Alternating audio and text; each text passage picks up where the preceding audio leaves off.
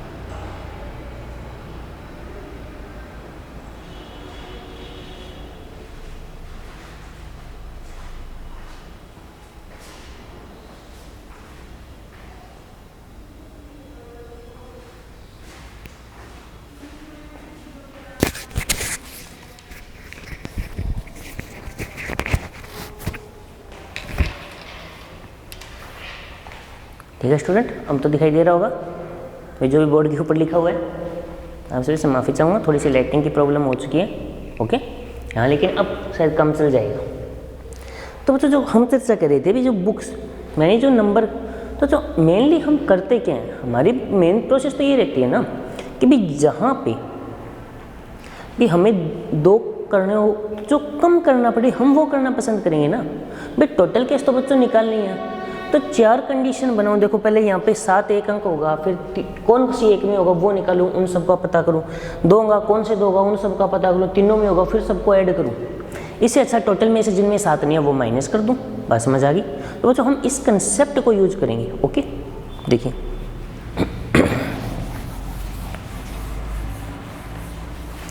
बच्चों main concept पे समझने की कोशिश करो। ये नहीं कि क्वेश्चन पे टाइम ज़्यादा लग रहा है, मतलब क्योंकि देखो समझाने में, एक बार कंडीशन समझाने में टाइम जरूर लगता है हाँ, लेकिन एक बार यदि आपको कंडीशन समझ आ जाती है तो इस बात की मैं गारंटी ले सकता हूँ कि फिर आप इससे रिलेटेड कोई भी क्वेश्चन हो वो कर सकते हो।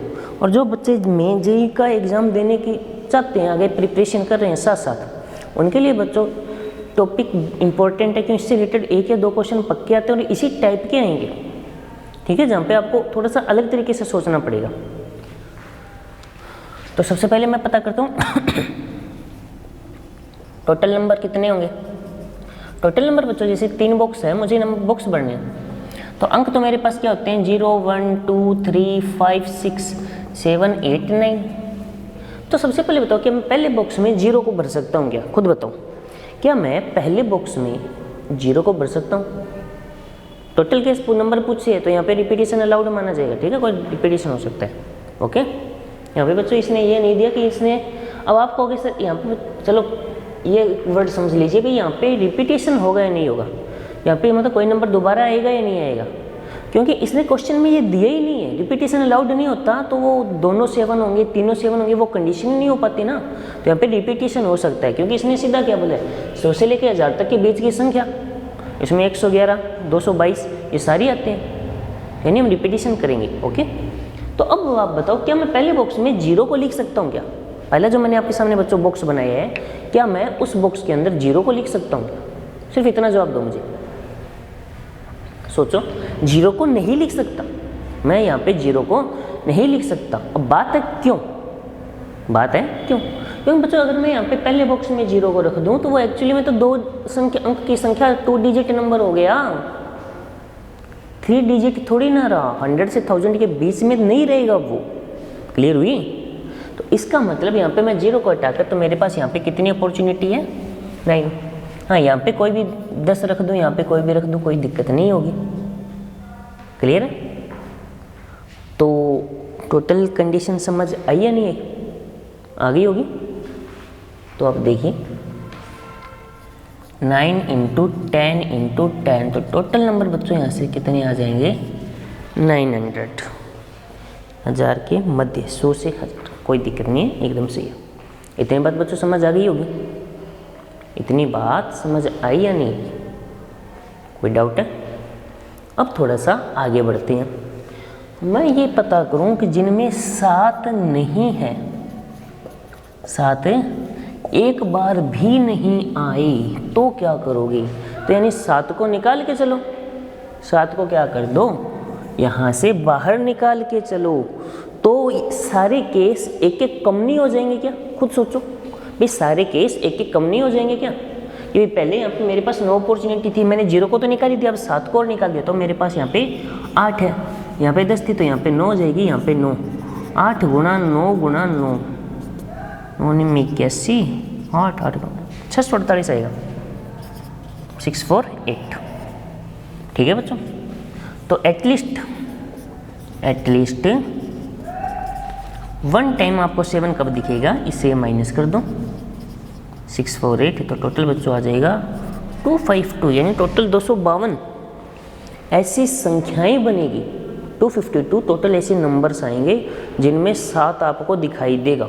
वो आपको कैसे, तो इसे एग्जाम्पल देकर बताता हूँ। जैसे पहले अंक की जहाँ 7 फिक्स कर दो, तो यहाँ पे पहले क्या होता है 1 1 1 2 2 1, 1 2 से बनाया मैंने 1 3 3 1 1 4 4 1, ऐसे देखो इनमें एक नंबर 7 दिखाई दे रहा है। अब इन्हीं 7 को आगे पीछे करो तो यही नंबर कितने टाइम हो जाएंगे, तो 1 4 1 5 1 6 2 4 2 5 2 6, तो एक बार 7 लेकर कितने नंबर बनेंगे वो सोचो आप।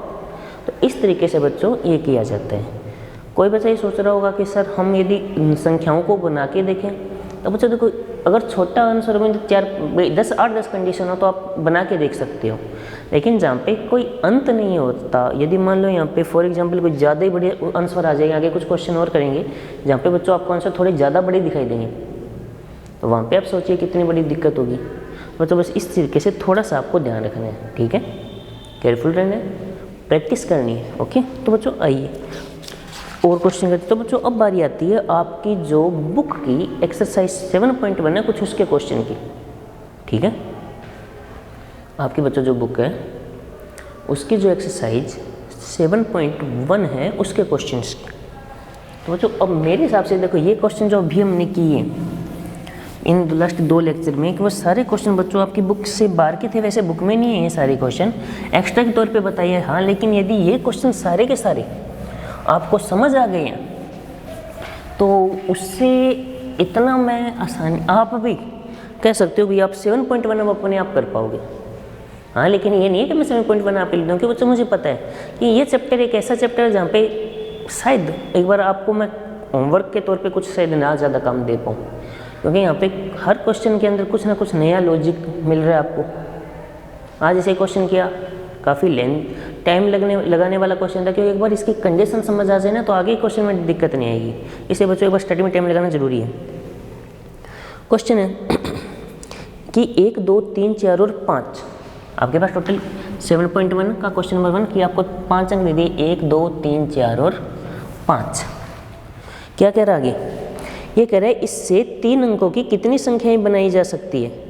जब 3 अंकों की कितनी संख्याएं बनाई जा सकती है? Number first, repetition is allowed. Second, repetition is not allowed. Allowed not allowed का मतलब क्या हो गया बच्चों? यानी रिपीटिशन आप वापस कर सकते हो, यानी जो एक बार ली उसको दोबारा ले सकते हो। नॉट अलाउड है जो एक बार ले ली उसको दोबारा नहीं ले सकते हो। सिर्फ इतनी सी बात है। ओके, तो ये करते हैं। फर्स्ट केस, बॉक्स बना लो। 3 बॉक्स बनाऊंगा क्योंकि मुझे 3 अंकों की संख्या चाहिए। तो बताओ यहाँ पे मैं टोटल, आप क्या सोचोगे? 1 रखूँ, 2 रखूँ, 3 रखूँ, 4 रखूँ या 5 रखूँ? ये सोचोगे ना। तो टोटल कितनी अपॉर्चुनिटी है? 5। रिपीटिशन कर सकते हो तो वापस 5, फिर 5। बस समझ आइए बच्चों ने, आ गई होगी। तो क्या आ जाएगा? 5 गुणा 5 गुणा 5 यानी 125 टोटल आंसर आ गया। सेकंड केस, 3 अंकों की संख्या बनानी है लेकिन रिपीटिशन इज नॉट अलाउड। तो आप जानते हो रिपीटिशन नहीं होता तो एक एक कम करते जाएंगे, क्योंकि जो एक बार आ गई उसको दोबारा नहीं ले सकते हो। तो अब आंसर क्या आएगा? 5 गुणा 4 गुणा 3, 60। ये लो, देखो कितना जल्दी हुआ। यानी क्वेश्चन पे, अब आपको क्वेश्चन पे ज़्यादा यदि बेसिक कंसेप्ट मजबूत है ना आपका, तो क्वेश्चन बहुत इजी होते हैं ये बहुत। देखो कितनी जल्दी मैं इन क्वेश्चंस को कर पा रहा हूँ। आप ये सोचो ना, ये बताओ कितना, हमेशा 1 मिनट का भी टाइम नहीं लगा होगा, हमने पूरे क्वेश्चन को शुरू कर दिया। जैसे क्वेश्चन आपके एग्जाम में भी आते हैं। ठीक है, आगे बढ़ते हैं। क्वेश्चन नंबर 2 बच्चे, लास्ट में जैसे ये मैं बोर्ड रुकूँ ना, आप स्क्रीनशॉट ले लेना, क्योंकि क्वेश्चन की आपको जरूरत पड़ेगी। हर एक टॉपिक का स्क्रीनशॉट ले लिया करो। ठीक है, नेक्स्ट क्वेश्चन है कि अंक 1, 2, 3, 4, 5 और 6 से कितनी सम संख्याएं 3 अंकीय सम संख्या बनाई जा सकती है? ये क्वेश्चन मुझे थोड़ा सा बढ़िया मानता हूँ मैं उसकी तुलना में, क्योंकि आप इसमें ये कह रहे हैं 3 अंकों की संख्या बनानी है लेकिन सम यदि अंकों की पुनरावृत्ति की जा सकती है, यानी रिपीटिशन इज अलाउड। बस समझ आ गई? रिपीटिशन क्या है बच्चों? अलाउड है। यानी आप एक चीज़ को जो यूज किया उसको दोबारा यूज कर सकते हो। ठीक है, तो आपको जो 3 अंकों की संख्या बनानी है, 3 अंकों के बच्चों जो आपको संख्या बनानी है, उसके लिए देखो रिपीटिशन अलाउड। ये सम संख्या की बात कर रहे हैं, ये इवन नंबर, सम संख्या इवन नंबर की बात कर रहे हैं। तो अब आप बच्चों खुद सोच के मुझे एक बात का जवाब दो, इवन नंबर कौन से होते हैं? इवन नंबर कौन से होते हैं? इवन नंबर वो होते हैं जिनको आप 2 से डिवाइड करते हो, कंप्लीटली डिवाइड होते हैं, या जिन डेफिनेशन के तौर पर बता रहा हूँ, या तो वैसे नहीं है। डेफिनेशन में ये भी बोल सकते हो जिनके एंड में 0, 2, 4, 5, 6 या 2। इसका मतलब बच्चों ये नहीं हो गया क्या कि मैं अंत में सिर्फ 0, 2, 4, 5, 6, 8 को ही ले सकता हूँ? तो यहाँ पे क्या है? 2, 4, 6, यानी इस केस में मेरे पास टोटल 3 ही कंडीशन बनेगी। बात समझ आई या नहीं आई? यानी यहाँ पे बच्चों मैं टोटल केवल कितने केस ले सकता हूँ? 3, क्योंकि मुझे इवन नंबर बनाना है। हाँ, यदि मुझे ये कहता है ना भी कोई नंबर ही बनाना है तो मैं भी 1, 2, 3, 4, 5, 6 में से कोई भी यूज कर लेता।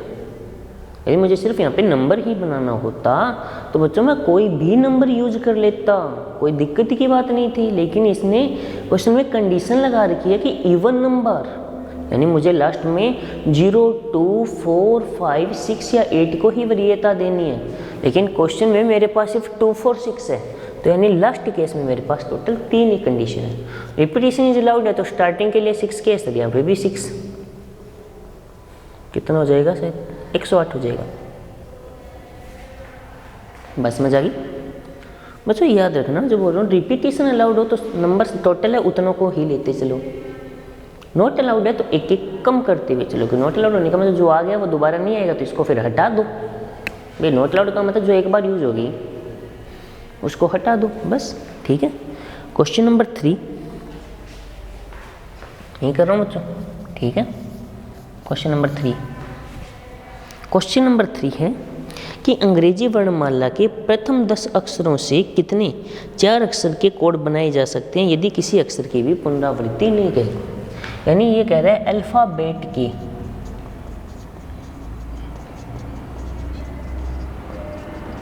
स्टार्टिंग के जो 10 अल्फ़ाबेट के जो लेटर हैं, अल्फ़ाबेट के जो 10 लेटर हैं, इनसे आप कितने 4 अंकी है 3 अंकी है 4, ये कह रहा है कि इनमें से किन्हीं 4 को लेकर आप टोटल कितने कोड बना सकते हो।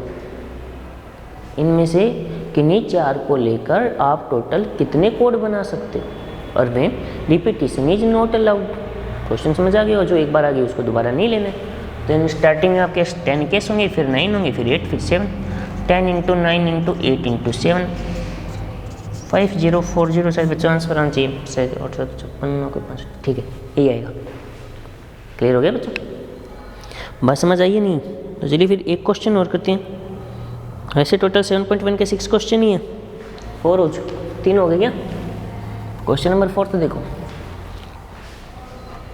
क्वेश्चन नंबर 4 है कि 0 से 9 तक के अंकों का प्रयोग करके, ये क्या कह रहा है? 0 से 9 तक के अंकों का प्रयोग करके। तो पहले अंक लिख लेता हूं मैं।